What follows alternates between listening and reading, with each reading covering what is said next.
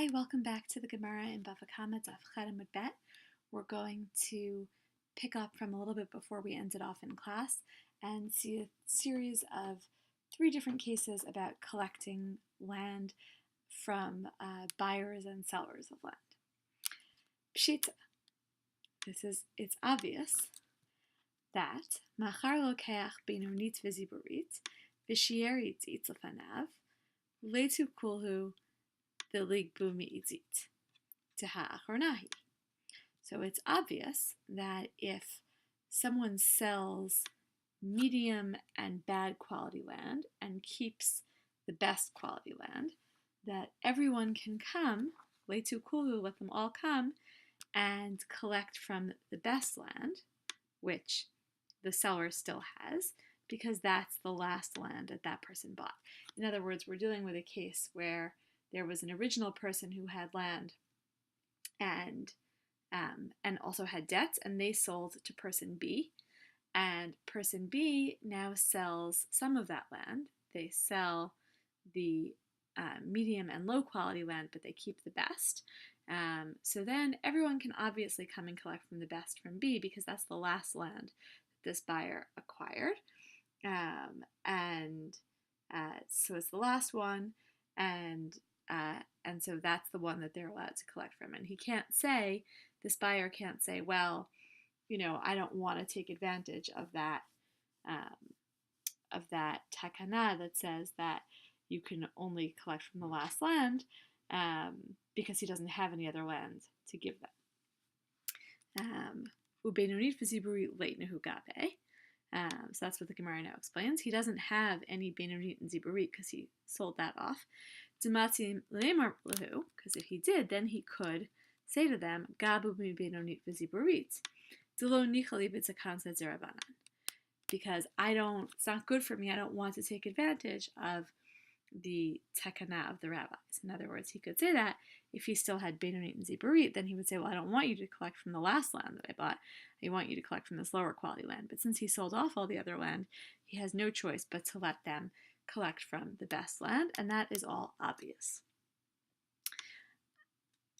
I don't really have a statement color. We haven't had a lot of statements. I'm going to make statements blue. Aval machar idit v'shir benonit v'ziburit mai.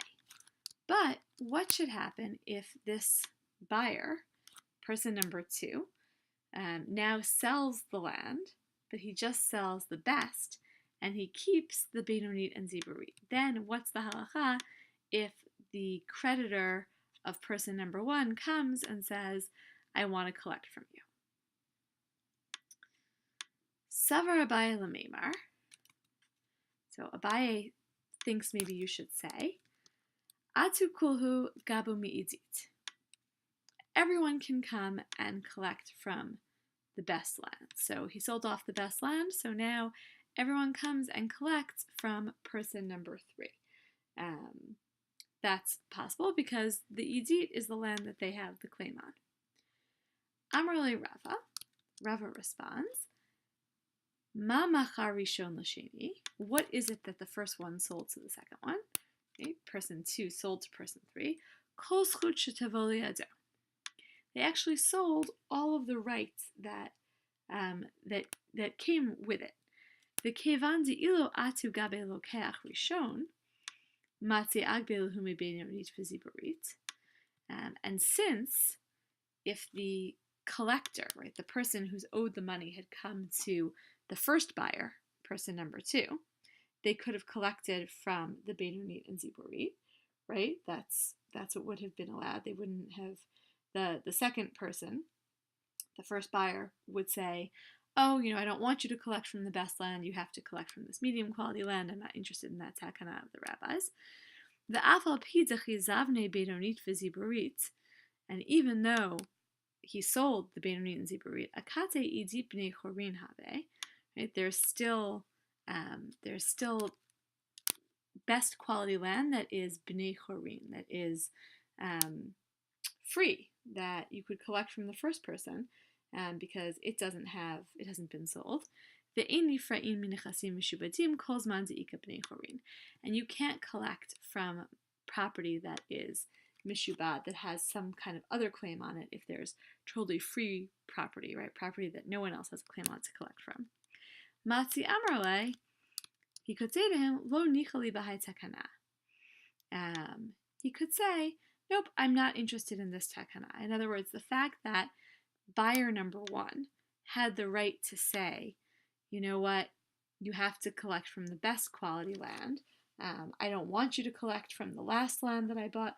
I want you to collect, right? I want to force you to collect either from the bad land or from land that doesn't belong to me. So since all that was true of buyer number one, lokeach sheni nami matzi amarle gabe binonit v'ziburit techizavin lokeach sheni adata dechol zchuta dehavile l'rishon b'gava zavin. So because the first buyer had these rights, the second buyer also has these rights. I'm putting all of this as green, even though I would say at some point this shifts to being an explanation of the answer. And again, it's complicated because there are three people involved: the person who originally owed the money and had the land, the first buyer, and the second buyer. But the idea is that whatever rights the first buyer had over the land, whatever control he had in terms of what land would be collected from, those rights get transferred to the second buyer with the property automatically. So that's that case, and it seems like Rava gets the last word in that case, and that is what we would do rather than following Abaye's opinion. Amar Rava. So now Rava has a new case for us. Reuven shemachara kol sedotav l'Shimon. Reuven, person number one, sells all their fields to Shimon. V'halach Shimon machar sedeh achat Levi. And then Shimon sells one of those fields to Levi. This is now person number three. Uba ba'al chov de Reuven, and someone who Reuven owed money to, a ba'al chov, someone who had a debt from Reuven, came. Ratza mizeh goveh. That person, this person who's owed money, can collect from either one. They can collect from Shimon or Levi. They can collect from person number two or person number three. They have a choice. I'm actually going to put a period there. We're now going to qualify that a little bit, right? That the Baal Chov gets to pick who he collects from. This is also statement colored. V'lo amran ela de zavan benonit. But this is only true, we only say this, if the field that was sold was benonit. If Levi, person number three, bought average quality land. Aval zavan idit v'ziburit, lo.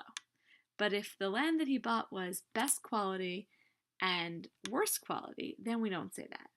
Za'amarle, because in that case, Levi can say to the creditor, to the person who wants to collect money, Lahachi daiki v'zavne idit v'ziburit. And say, no, I was careful, daiki, I was very careful, and I purposely bought only idit v'ziburit.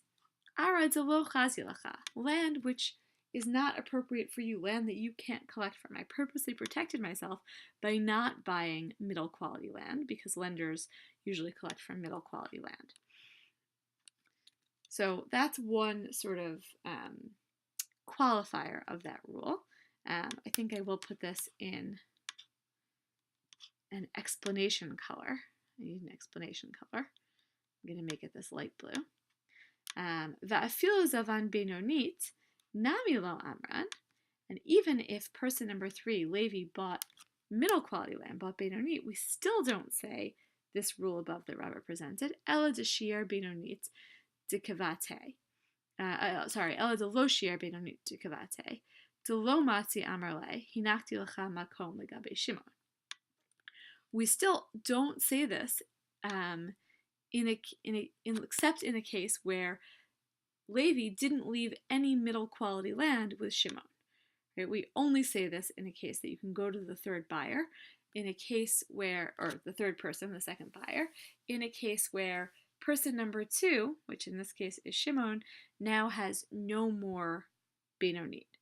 Because he can't say to him, lo matzi amarle, he can't say to him, hinachti lecha makom legabe Shimon. I left you, some place to collect from with Shimon. Aval shi'er benonit tikavate gabe Shimon. But if Levi did leave over some land, right, didn't buy all of Shimon's benonit land, lo gabe mine, then the person who's owed the money can't collect from Levi. Dematzi amarle, because Levi can just say to the guy who wants the money, Hinachti lecha makom legabot mimenu. I left you a place to collect from with him. In other words, right, you're going to have to go back to Shimon, to the original buyer, right? I, who bought from the buyer, who bought from the person who owed you the money, right? This is not relevant to me. Amar Abaye. Abaye says, now this is a new case again. Reuven shemachar sadeh Shimon ba'achrayut. Reuven, person number one, sells a field to Shimon be'achrayut, with what's called achrayut, which might be called maybe like a guarantee. The guarantee basically says, if somebody comes to collect land from me, right, if somebody comes and says, like, oh, you owe me money, and I say, well, I sold my land to so-and-so, I'm not going to let them collect from you. I will take care of it. If need be, you'll return the land to me, and I'll pay you back the money that you spent. That's what it means to have a guarantee. I guarantee you that, you'll either get to keep this land, or I'll give you your money back in the case of a creditor coming after you. The Atabal Chov de Reuven, and then someone to whom Reuven actually owes money comes, v'taraf mi Shimon, and tries to take land away from Shimon, from the buyer. Dinahu de Azil Reuven umishtai dina behade. The law is that Reuven, person number one, can come and sort of argue with this creditor. The lo matzi amarle, and the creditor, the person who's owed the money, can't say lav bal dvarim didiat. Right? You're not my, you can't argue with me, you're not part of this case. Za'amarle imafakt mine alai hadar. Because Reuven can say to him, listen, even if you try to collect from him, eventually he's going to come to me.